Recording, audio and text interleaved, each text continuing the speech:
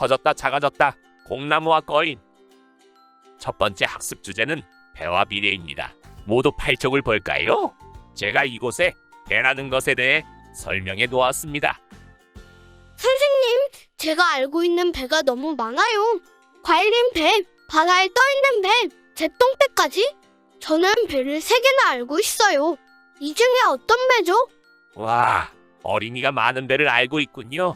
한국어는 동음이의어가 있어 한 단어가 여러 가지 뜻을 가지고 있답니다. 제가 가르쳐줄 배는 앞에 친구가 말한 3개의 배 중에 없답니다.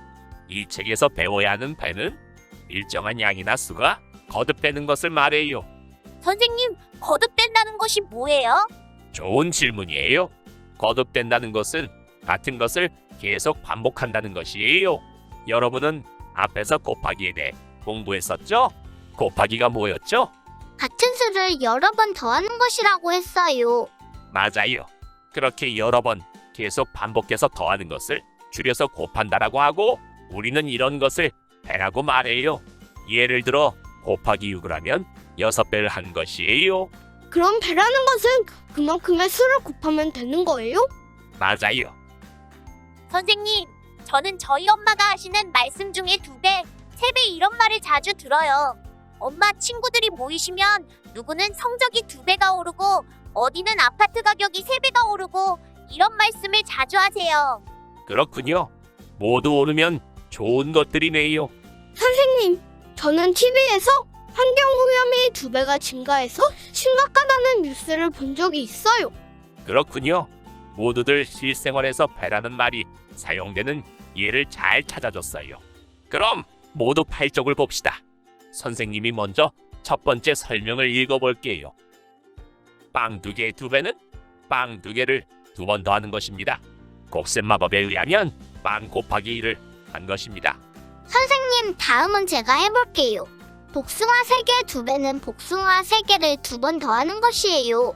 그리고 곱셈 마법에 의하면 복숭아 곱하기 2를 한 것입니다. 선생님, 마지막 것은 제가 해볼게요. 컵케이크 2개 있어요. 컵케이크 3배는 컵케이크 2개를 3번 더하는 것이에요. 그러면 2 더하기 2 더하기 2는 6이고요. 이건 2 곱하기 3은 6과 같아요. 아, 맞다. 이건 곱셈 마법으로 표현하면 컵케이크 곱하기 3과 같아요. 스스로 계산 과정까지 만들어 보다니 너무 잘했습니다. 다 같이 그쪽을 봅시다. 선생님, 이 페이지는 저희가 스스로 할 수 있어요. 그래요?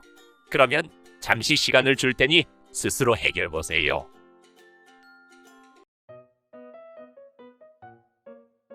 부자가 된 나눗셈 소년. 세 번째 챕터는 부자가 된 나눗셈 소년에 대한 이야기입니다. 벌써 세 번째 챕터예요. 그럼 이제 워크북 79쪽을 봅시다. 이제 나눗셈을 곱셈의 역산으로 구하는 방법에 대해 자세히 배워봅시다. 그림에 공이 15개 있습니다. 공의 수를 곱셈식으로 나타내면 3 곱하기 5는 15 또는 5 곱하기 3은 15예요. 이 곱셈식을 나눗셈으로 바꾸어서 나타내 볼까요? 선생님, 제가 그림을 보고 한번 해볼게요. 공 15개가 3개씩 묶으니 5묶음이 되었어요. 그러니 나눗셈식으로 나타내면 15 나누기 3은 5예요. 선생님, 그런데 공 15개는 공을 5개씩 묶으면 3묶음이 돼서 15 나누기 5는 3이라고 나타낼 수도 있어요. 맞아요. 정말 잘했어요. 어때요? 이 페이지를 통해 알게 된 내용이 있나요? 선생님, 곱하기를 할 때 3 곱하기 5는 15와 5 곱하기 3은 15와 같이 두 수를 바꾸어서 곱해도 그 결과가 같아서 2가지 방법으로 나타낼 수 있었는데 나눗셈도 15 나누기 3은 5, 15 나누기 5는 3과 같이 나누는 수와 몫을 바꿔서 2가지로 나타낼 수 있어요. 와, 정말 잘했어요. 이게 정말 중요한 한 가지 사실이 있어요.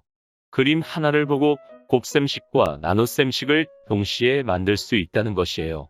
곱셈식은 전체 개수를 세기 위해서 3개씩 5묶음이니 3 곱하기 5는 15 라는 식을 세울 수 있고, 나눗셈식은 전체 개수 15개를 3개씩 묶으면 15 나누기 3은 5 모두 5묶음이 된다는 것이에요. 선생님, 하나의 그림에서 3 곱하기 5는 15라는 곱셈식과 15 나누기 3은 5라는 나눗셈식이 나온다는 거죠? 맞아요. 그래서 우리는 나눗셈의 몫을 구할 때 곱하기를 하면 그 답을 쉽게 구할 수 있어요. 예를 들어 15 나누기 3을 해야 한다면 거꾸로 3개씩 면 묶음을 해야 15가 되지 라고 생각해서 3단을 외워서 15가 되는 수를 찾는 거예요. 3일은 3, 3이 6, 33은 9, 3, 4, 12, 3, 5, 15. 여기 있군요. 3에 5를 곱하면 15가 되니 15 나누기 3의 몫은 5가 되는 거예요. 아, 선생님, 그러면 만약 24 나누기 4를 해야 한다면 9구단 4단 중 4, 1은 4, 4, 2, 8, 4, 3, 12, 4, 4, 16, 4, 5, 20, 4, 6에 24. 여기 있어요. 이렇게 해서 24 나누기 4는 6이라고 답을 구하는 거군요. 잘했어요. 선생님, 나눗셈이 9구단만 알면 엄청 쉬워요. 저도 하나 해볼래요. 그럼 18 나누기 6은 9구단 6단을 외워서 6일은 6, 6이 12, 6, 38. 바로 여기 있어요. 그러면 18 나누기 6의 몫은 3이에요. 그리고 선생님, 앞에서 곱셈식도 2개, 나눗셈식도 2개라고 했으니 18 나누기 6은 3이면 18 나누기 3은 6이에요. 정말 잘했어요. 이렇게 하나의 상황에 대해 곱셈식도 2가지, 나눗셈식도 2가지로 나타낼 수 있답니다. 이제 다음 페이지를 같이 풀어봅시다. 모두들 워크북 80쪽을 보세요. 신통방통 머리셈 연산. 잘 쉬었나요?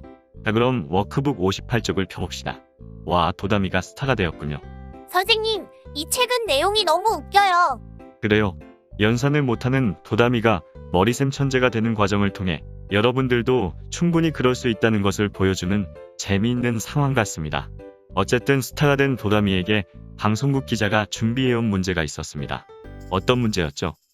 다람쥐가 저장해놓은 도토리 42개 중 18개를 먹으면 남은 도토리가 몇 개인지 구하는 문제예요. 선생님, 이건 세로셈을 하면 너무 쉬운데 꼭 머리셈으로 풀어야 해요? 아이쿠, 아직도 그런 생각을 하는군요. 수학은 답을 구하는 것이 목표인 학문이 아닙니다. 답을 구하는 것보다 문제를 통해 논리력과 상상력을 키워야 하는 것입니다. 머리셈은 여러분들에게 수의 성질을 이용해서 계산을 하는 방법을 가르쳐주고 있는 것입니다. 제가 시간이 너무 걸릴까봐 말을 안 하려고 했는데 저는 초등학교 3학년 때 1부터 100까지의 합을 10초 만에 구했습니다. 여러분은 세로셈을 잘한다고 했으니 세로셈으로 1부터 100까지 10초 만에 답을 정확하게 구해보세요.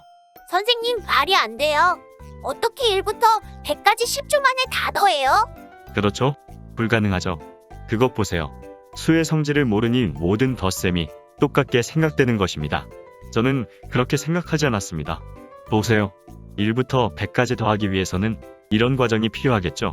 그렇습니다. 그런데 수의 성질을 잘 보면 1부터 100까지는 일시 규칙적으로 커지는 수입니다. 자, 그렇다면 양쪽의 수들을 짝을 지어 더하면 모두 101로 똑같을 것입니다. 그렇겠네요. 이제 100개의 수를 2개씩 짝을 지어 더하면 모두 몇 쌍이 나오죠? 그거야 100의 반절인 50개가 나오죠.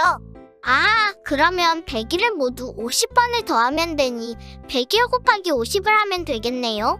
선생님, 그러면 이 책의 뒷부분에 곱하기 머리셈을 하는 부분이 있는데 곱하기 50을 하면 곱하기 5를 하고 0만 붙이면 된다고 했어요. 100일 곱하기 5는 505이니 뒤에 0을 붙이면 5050이에요. 설마 이게 답이에요? 맞습니다. 이것 보세요. 여러분들도 전혀 세로셈을 하지 않고도 쉽게 머리셈으로 답을 구할 수 있잖아요. 선생님, 너무 신기해요. 제가 1부터 100까지를 10초 안에 계산하다니 머리셈은 정말 대단한 것 같아요. 그렇습니다. 사실 문제를 풀 때 저도 세로셈을 할 때가 많습니다. 그런데 머리셈을 연습하면 가로셈으로 아주 쉽게 풀 수 있는 것을 굳이 세로셈으로 쓰면서 계산하지 않아도 되니 꼭 열심히 연습하기를 바랍니다.